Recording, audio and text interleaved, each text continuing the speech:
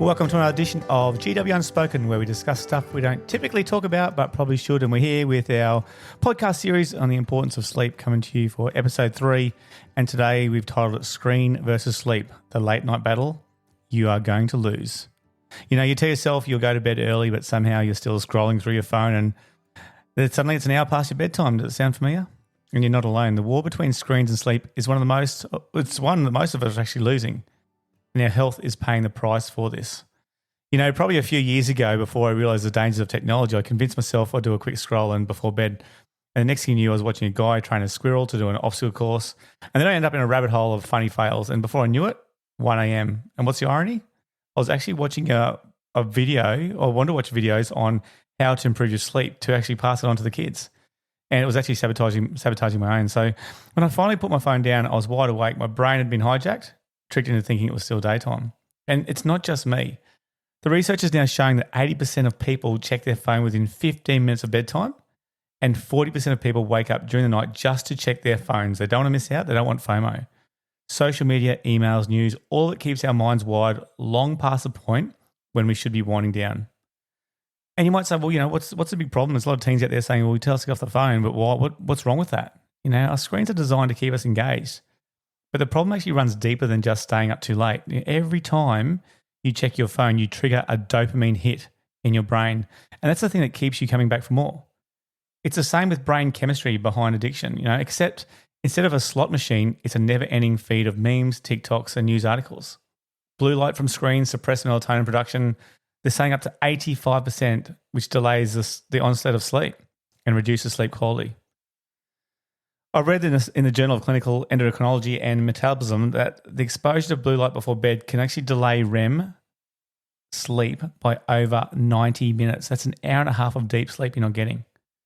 So if you're in bed for 8 hours, your body might not be getting the actual deep restorative sleep it actually needs. So it's not just a time thing.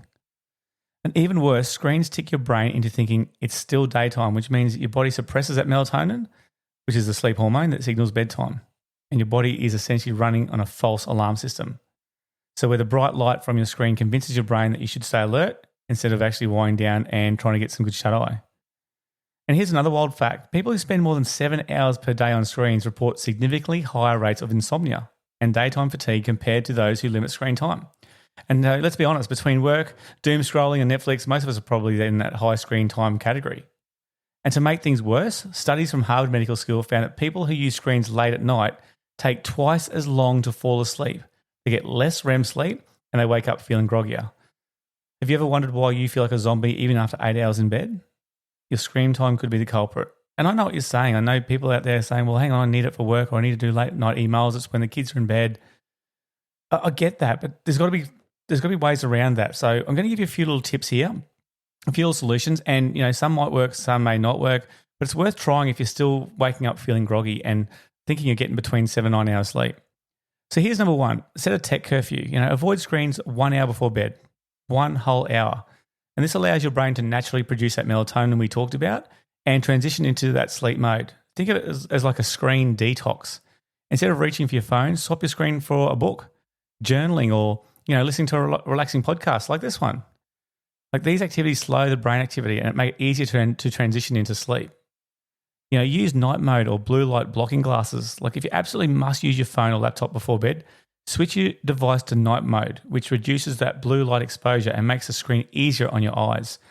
You know, another study from University of Houston found that wearing blue light blocking glasses for 2 hours before bed increases melatonin production by 58%, which significantly improves sleep quality. So if ditching screens entirely isn't realistic for you and what you're doing, maybe invest in a pair of those blue light blocking glasses.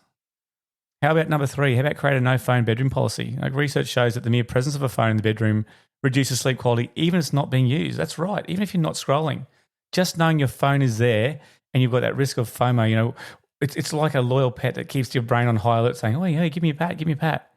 Consider charging that phone maybe in a different room and, you know, invest in an old school alarm clock.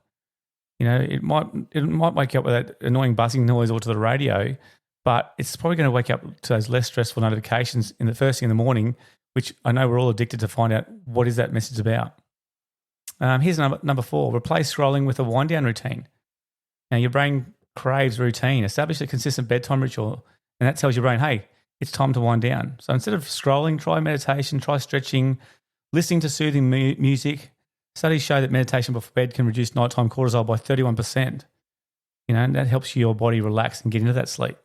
And if meditation is not your thing, because it's not for everybody, 5 minutes of even deep breathing or maybe, squeezing your muscles and relaxing them, having that progressive muscle relaxation can have a huge impact on calming your nervous system. How about use the doom scroll swap trick? If you usually scroll social media before bed, replace that habit with something different. So set a new rule for yourself. So just try it. Every night before bed, swap your phone for, like we said before, a book, even 10 pages of a book, 5 minutes of journaling, maybe a short gratitude reflection. We know the importance of gratitude. We're going to talk about that in one of our next episodes. So research suggests that even doing gratitude before bed helps improve the sleep duration and quality, which makes it a double win. And how about try the night mode challenge? You want a simple way to cut back on your screen use, set your phone screen to grayscale at night. Because again, removing that color reduces that dopamine response and makes that screen so addictive. So give it a try and see what happens. And the last one I'm thinking about is limit that one more episode trap. I know Netflix gets us into it, and Netflix just says next episode, it automatically now comes on scroll and it automatically plays. I think several times I've fallen asleep and had Netflix in the background, and I think it was a Seinfeld episode, and I wake up, it says next episode, and it just scrolls through. It automatically starts.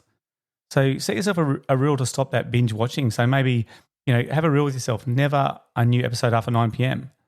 Or maybe you have to disable that autoplay in your settings to avoid that temptation. So try to remove that friction between those episodes, because it's very easy. We know that the technical companies do that. They try and get us to stay on for longer.